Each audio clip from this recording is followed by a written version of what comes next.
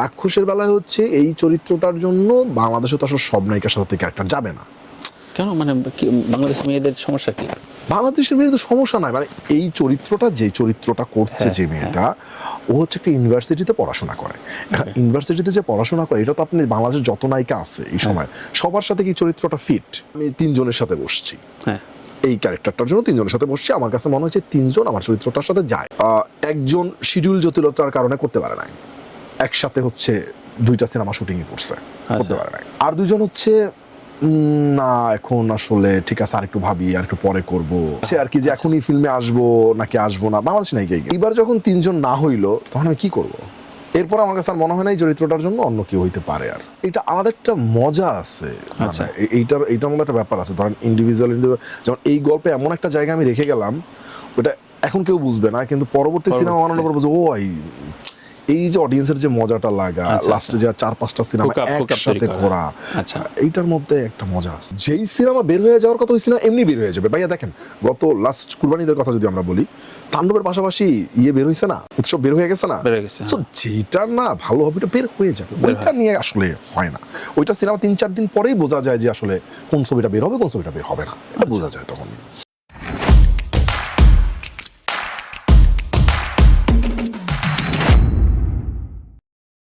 সুপারস্টাররা নাকি মানে এটা সব দেশে হয়, নিজস্ব প্রতিযোগিতায় অন্য কোনো গ্যাপ রাখতে চায় না, এবং ভালো কোনো ডিরেক্টর হলে, যেমন ডাঙ্কি যদিও ওয়ার্ক করে নাই, শাহরুখের প্রসঙ্গে আনি যে রাজকুমার হিরানিকে দিয়ে ম্যাসিভ হিট হচ্ছিল এবং তখন হিরানিকে দিয়ে ছবি বানালো। মিডিয়ায় অনেকে চর্চা করছে যে কি বলে বারান্দা চক্রান্ত, বারান্দা একটা ছবি পাওয়া গেল যে শাকিব খান আর হৃদয় কথা বলছে, তো ঘটনা কি বলো? ঘটনা হচ্ছে মানে অনেকদিন হয়েছে ভাইয়ার সাথে আমার দেখা হয় না, আমি রাক্ষস নিয়ে ব্যস্ত ছিলাম, সেও প্রিন্স নিয়ে ব্যস্ত ছিল। এরপরে ঈদের পরে সে তার মতো করে একটু নিজের মতো করে সময় কাটাইছে, আমি বিভিন্ন সিনেমা হল প্রমোশনের জন্য আমাকে যাইতে হয়েছে। তো ওই সময় হচ্ছে ফ্রি ছিলাম, ঠিক আছে, অনেকদিন হয়েছে আড্ডা হয় না, আড্ডাটা দিলাম, পাশাপাশি কাজের কথাও হয়েছে। মানে এমন না যে মানে শুধু আড্ডাই দিছি, কাজ এবং আড্ডা দুইটাই একসাথে হয়েছে, অনেকটা সময় ধরে হয়েছে ওই দিন। একটা বিগ বাজেটের মুভি, বাজেট এই প্রসঙ্গে আনলাম, বাংলাদেশের বিজনেস ভায়াবল করার জন্য তো আসলে খুবই রিস্কি, হল কম, সিনেপ্লেক্স অল্প কয়েকটা, এবং প্রিন্সের প্রযোজক যেভাবে কান্নাকাটি এবং তার যে হতাশা প্রকাশ করছে খুবই লজিক্যাল এবং দেখতে মায়াও লাগছে। তো এই টাইপের সিচুয়েশন হয়তো হৃদয়ের কোনো ছবির ক্ষেত্রেও হতে পারতো। হ্যাঁ পারতো, তাই না? মানে এটা তো কারো কোনো ফল্ট না, কিন্তু সিচুয়েশনে পড়ে গেছে, হয়তো ঈদে রিলিজ দিতেই চাইছে বলে। এই ধরনের বড় বাজেটের ছবি ফেল করলে কি ইন্ডাস্ট্রির জন্য ক্ষতি হয়, মানে প্রভাব ফেলে? অনেক বড় ক্ষতি। কেমন এটা? অনেক বড়। ধরেন আমি যদি এইভাবে বলি আপনাকে, নাকি রাক্ষসটা বেরিয়ে আসলো সিএমের জন্য ভালো হলো? না, যেই সিনেমা বের হয়ে যাওয়ার কথা ওই সিনেমা এমনি বের হয়ে যাবে। ভাইয়া দেখেন, গত লাস্ট কুরবানিদের কথা যদি আমরা বলি, তাণ্ডবের পাশাপাশি বের হয়েছে না, উৎসব বের হয়ে গেছে না, সো যেটা না ভালো হবে এটা বের হয়ে যাবে। ওইটা নিয়ে আসলে হয় না, ওইটা সিনেমা 3-4 দিন পরেই বোঝা যায় যে আসলে কোন ছবিটা বের হবে কোন ছবিটা বের হবে না, এটা বোঝা যায় তখনই। কিন্তু আসলে ইন্ডাস্ট্রির জন্য ক্ষতি হয় এবং ইন্ডাস্ট্রির জন্য অনেক বড় ক্ষতি হয়েছে। যদি আমি আপনাকে একদম সহজ করে বলি, আমি যতটুকু জানি সব থেকে বেশি টেবিল কালেকশন করছে প্রিন্স, মানে বরবাদের থেকে। হ্যাঁ স্বাভাবিক, টেবিল কালেকশন তো হয়ই বেসিক্যালি সাকিবের। হ্যাঁ সাকিব ভাইয়ের তো বেশি, মানে সর্বোচ্চ, এমজি হ্যাঁ সর্বোচ্চ হয়েছে। এইবার হচ্ছে হল মালিকরা টাকা উঠাইতে পারে না, কি কি জন্য তারা একটা করলো, ঠিক আছে, তো তাদের ব্যাপার। পরবর্তী যে সিনেমাটা সাকিব ভাইকে, মানে সাকিব ভাইয়ের পরবর্তী যে সিনেমাটা আসবে, তখন কিন্তু ওই প্রডিউসারকে কিন্তু ওরা কিন্তু এক ধরনের বলবে যে দেখেন আগের সিনেমাটা আমরা অনেক টাকা দিয়ে নিছি, লস গেছে, একটু দেখেন কমানো যায় কিনা। তো যেই টেবিল কালেকশনটা হয়েছে ওইটা কিন্তু পাবে না, শিওর থাকেন আপনি। এক, এরপরে ধরেন বরবাদ, একটা নতুন প্রডিউসার আসছে, নতুন একটা ডিরেক্টর আসছে, কাজ করছে, ইন্ডাস্ট্রি হিট দিছে, দ্যাটস ওয়াই কিন্তু আরেকজন প্রডিউসার আসছে, এইবার সে ফেল করছে, এবার নতুন একটা প্রডিউসার কিন্তু আসতে ভয় পাবে, উনি কিন্তু আসছে হচ্ছে যে না ওটার ইনফ্লুয়েন্সে। হ্যাঁ হ্যাঁ হ্যাঁ। সো এই অনেক ধরনের ক্ষতি হয়। সিনেমা এই মুহূর্তে আমাদের দেশে বিশেষ করে কমার্শিয়াল ফিল্ম অথবা যে কোনো ফিল্ম ফেল করাটা খুব ঝামেলা, ইন্ডাস্ট্রির জন্য খুব ক্ষতিকারক। আমি যখন তানিম নুরদের জিজ্ঞাসা করি তখন বলে যে অবশ্যই আমাদের বাজেটটা বিজনেস ভায়াবল হিসাবে ছবি নির্মাণ করা উচিত, কারণ আমাদের ছবি হল সংখ্যা কম। এটা আমি তখন বলি যে এই যে এই টাইপের ছবি যখন রাক্ষস বরবাদ যখন হিট হয়ে যায় বা প্রিন্স করে, আমি বলি যে এটা 1-2টা বছরে ড্রাইভ দেওয়া সম্ভব, কিন্তু রেগুলার বেসিক এখনো সময় হয়নি। এটাকে বিশ্বাস করে হৃদয়? না, আমার কাছে এটা মনে হয় না। আমার কাছে মনে হয়, দেখেন আমি কিভাবে বললাম, প্রিয়তমা একটা বাজেটের সিনেমা ছিল শাকিব ভাইয়ের। সিনেমাটা খুব হিট করে, খুব ভালো যায়। এরপরে ধরেন রাজকুমার বানায়, রাজকুমারও মানে রাজকুমার চলে নাই, কিন্তু এমন কি হয়েছে যে পয়সা উঠে না, সেটা ধোঁয়াশা কথাবার্তা, মানে সিঙ্গেল স্ক্রিন গেছে কি গেছে না, বাট আগের মতো যখন হয় নাই, চলে নাই, দরদ ফ্লপ গেছে। এটা নন ঈদ ছিল দরদ, অথবা মানে এটা আরো 2-3 বছর ঈদ নন ঈদ একটা ফ্যাক্টর আছে আবার। আবার গল্প, ঈদ তো প্রতি মাসে আসবে না, আবার গল্পটাও ফ্যাক্টর আছে ভাইয়া। এরপরে দেখেন আপনি একটা তুফান হইল, প্রিয়তমার বাজেট এতটুকু ছিল, রাজকুমার বাজেট এতটুকু হয়েছে, তুফানের বাজেট এতটুকু হয়েছে, এরপর বড়বাদের বাজেট এতটুকু হয়েছে, তারপর প্রিন্সের বাজেট আরো বড় হয়েছে। সো আস্তে আস্তে আস্তে আস্তে তো বাড়তেছে। এই যে কার বাড়তেছে, সাকিবের রেমুনারেশন না টোটাল বাজেট? টোটাল বাজেটই তো বাড়তেছে। কিন্তু বাজারে তো শোনা যাচ্ছে সাকিব 3 কোটি থেকে 5 কোটি, 5 কোটি থেকে 8 কোটি। এটা কি বিজনেস ভায়াবল মনে করে কিনা? আমার কাছে মনে হয় যার যার রেমুনেশন তো সে নিজে নির্ধারণ করবে। অবশ্যই, কিন্তু আমরা প্রচুর উদাহরণ শুনেছি রুবেল ভাইয়ের, প্রচুর উদাহরণ আছে মান্না ভাইয়ের, যে যখন বাজার পড়ে তখন তো 1000-এর উপরে হল ছিল, তখন বাজেট তার রেমুনেশন কাটেল করে দিয়েছে। একটা ছবি ফ্লপ গেলে তার সাথে বসে তার পরবর্তীতে হাফ পেমেন্টে কাজ করেছে। সাকিবের ক্ষেত্রে উদাহরণ আছে?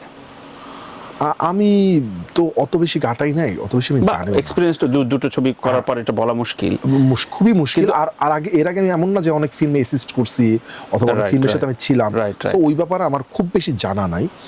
যদি আপনি আমাকে জিজ্ঞাসা করেন তাহলে আমি বলবো আমি 4 কোটি নিব না 5 কোটি নিব না 1 কোটি নিব না 5 পয়সা নিব, এইটা আমার ব্যক্তি স্বাধীনতা। রাইট, আমি শুধু জানতে চাইছি যে এই ধরনের এই মার্জিনের ছবি, মানে তর্কটা উঠলো প্রিন্সের যে সিনেপ্লেক্স তার সাথে মানে একই রকম আচরণ করছে না, হল দিচ্ছে না, সকালে দিচ্ছে, এই ধরনের খবর তো আসলে খুবই আতঙ্কের। মানে এত বড় বাজেট, এত লগ্নি করা, যত যাই বলি দিন শেষে তো প্রডিউসারের হাসিটা ফোটাইতে হবে, নাহলে তো ইন্ডাস্ট্রি দাঁড়াবে না, কোনোদিন দাঁড়াবে না। একেবারে খুব মানে কঠিন সত্য, তাই না? এর থেকে বড় সত্য না ইন্ডাস্ট্রির জন্য। প্রোডিউসার যদি না বাঁচে আপনি সিনেমা কেমনে বানাবেন? সম্ভব না। সো ওই জায়গায় যেমন এটা রাক্ষসটা যদি কোনোভাবে একটু এদিক সেদিক হতো, কিংবা আমরা প্রায় সময় বলি যে একটা ভালো গান বেরিয়ে গেছে, এরপরে ছবিটা মুখে মুখে ছড়িয়েছে, সো এটা অনেক ক্ষেত্রে এই যে রিস্ক ফ্যাক্টর তৈরি করে কিনা, যে প্রিন্সের মতো এই ছবিটা যখন ফেল করলো তখন অন্যরা যেটা বললো যে অন্য আরেকটা প্রডিউসার তখন আসতে হয়তো ভয় করবে। সুতরাং ওই বাজারটা এখন রেগুলার ছবির জন্য তৈরি হয়েছে। হ্যাঁ, তৈরি হচ্ছে। যাক, এটা একটা সাহসের একটা বিষয়। তো হৃদয় এখন বললো যে দুটো ছবির পরে একটু গল্প নির্ভর বা ভায়োলেন্সে বাদ দিয়ে একটা ছবি তৈরি করতে যাচ্ছে।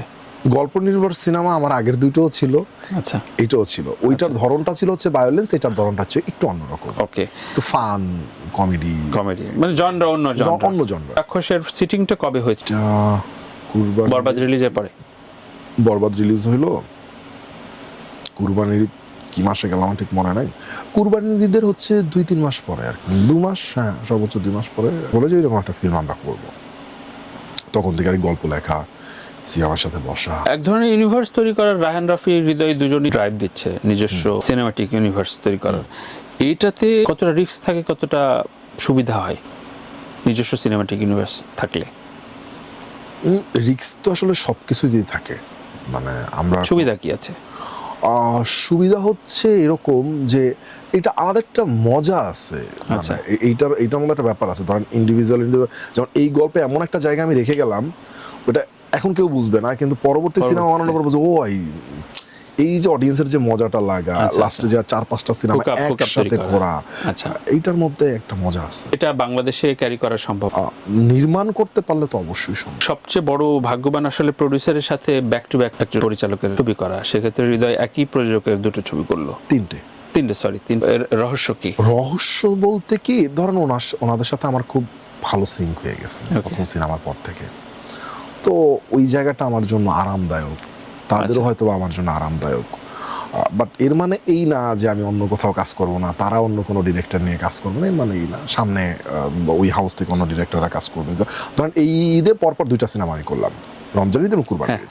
তখন হয়তো বা এরকম হবে যে কুরবানির ঈদ আরেকজন ডিরেক্টর করতেছে, রমজানের ঈদ হৃদয় করতেছে, অথবা হচ্ছে ঠিক আছে এই বছর 2টা ঈদ অন্য 2টা ডিরেক্টর করলো, আবার পরের বছর আবার হৃদয় করলো, এরকম আর কি। অন্যান্য ছবিগুলো দেখা হয়, কলিগদের ছবি দেখা হয়?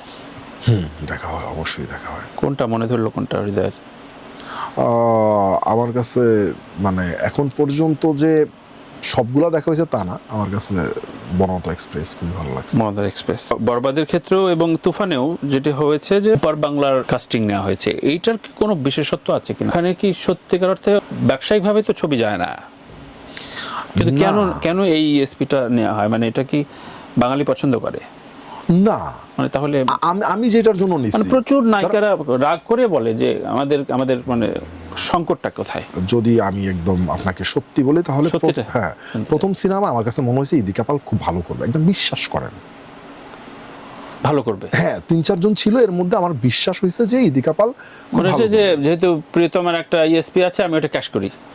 ওইটা তো ছিলই না, ওইটা অবশ্যই এটা ছিল, আচ্ছা, ওইটা অস্বীকার করবো না যে ওটা ছিল না, কিন্তু আপনার ওই ক্যারেক্টারটা খুব ভালো করবে এটা আমরা সবাই বিশ্বাস করছি এবং ও ভালো করছে। ওইটার মধ্যে বাংলাদেশ আর ওইখান থেকে নেওয়া এইরকম কোনো কিছু ছিল না। এইবার আসা হচ্ছে এই রাক্ষসের বেলায়। রাক্ষসের বেলায় হচ্ছে এই চরিত্রটার জন্য বাংলাদেশে তো আসলে সব নায়িকার সাথে ক্যারেক্টার যাবে না। কেন, মানে বাংলাদেশ মেয়েদের সমস্যা কি? বাংলাদেশের মেয়েদের সমস্যা নাই, মানে এই চরিত্রটা যে চরিত্রটা করছে যে মেয়েটা, ও হচ্ছে একটা ইউনিভার্সিটিতে পড়াশোনা করে। ইউনিভার্সিটিতে যে পড়াশোনা করে এটা তো আপনি বাংলাদেশের যত নায়িকা আছে এই সময় সবার সাথে কি চরিত্রটা ফিট? আচ্ছা, আমি জানি না, তারপরও যদিও এখানে অভিনেত্রীরা যদি শোনে যে না আমরা ইউনিভার্সিটি পড়ুয়া মেয়ে হিসেবে করতে পারবো না, এটা ওরা মানতে চাবে না। না, বিষয়টা ওই রকম না। আমি আইসিটি বসে বলছে যে আমাদের সংকট কোথায়, মানে এটা তো আমি মানতে পারি না যে। আচ্ছা চলেন, আমাদের ডিরেক্টর আমি 3 জনের সাথে বসছি, হ্যাঁ এই ক্যারেক্টারটার জন্য 3 জনের সাথে বসছি, আমার কাছে মনে হচ্ছে 3 জন আমার চরিত্রটার সাথে যায়। আচ্ছা, একজন শিডিউল জটিলতার কারণে করতে পারে নাই, একসাথে হচ্ছে 2টা সিনেমা শুটিংই করছে, করতে পারে নাই। আর 2 জন হচ্ছে না এখন আসলে ঠিক আছে আর একটু ভাবি, আর একটু পরে করবো, সে আর কি যে এখনই ফিল্মে আসবো নাকি আসবো না, বাংলাদেশ নাই। এবার যখন 3 জন না হইলো তখন আমি কি করব? এরপর আমার কাছে আর মনে হয় না এই চরিত্রটার জন্য অন্য কেউ হইতে পারে আর। মানে একটা ট্রাই করা হয়েছে। হ্যাঁ ভাইয়া, 3 জনের সাথে ট্রাই করা হয়েছে, মানে এমন না যে দৌড়ায় কলকাতা চলে গেলাম নায়িকা নিয়ে চলে। হ্যাঁ, মানে এটা খুব স্বাভাবিক প্রশ্ন যে কি আসলে জাদুটা কি, মানে কলকাতার এমন না যে খুব বেশি পপুলার কাউকে নেওয়া হচ্ছে। কারণ ইদিকাকে যখন প্রথমে কাস্ট করা, ওর ইদিকাকে তেমন কেউ চেনে না, মানে সিরিয়াল করেছে, ফিল্মে তার কোনো রেজাল্ট নাই, তখন কিন্তু প্রিয়তমা নেওয়া আসলো। তখনও প্রশ্ন করা হয়েছে, এমএলকে প্রশ্ন করেছে যে মানে তোমাদের ঘটনা কি। এমন না যে ও দেশের ছবির কাউকে নেওয়া হবে না, কিন্তু হয় কি জয়েন্ট ভেঞ্চারে নেওয়া হয় একটা, ঠিক আছে, কিন্তু এখন এটা নেওয়া হচ্ছে একতলাভাবে, সাকসেসও হচ্ছে। সাকসেস হলে তো আরো বাড়বে মনে হয়, কারণ আরো কলকাতার আরো 4 জন নিশ্চয়ই অলরেডি ইনবক্স করে ফেলছে যে আমার হৃদয় ভাইয়া। এরপরে যেটা হয়েছে আমার কুরবানির যে সিনেমাটা, এটা বাংলাদেশি নায়িকা, পিওর বাংলাদেশি নায়িকা। যাক, আশ্বস্ত হলাম, মানে অভিযোগগুলো অন্তত শুনতে হবে না।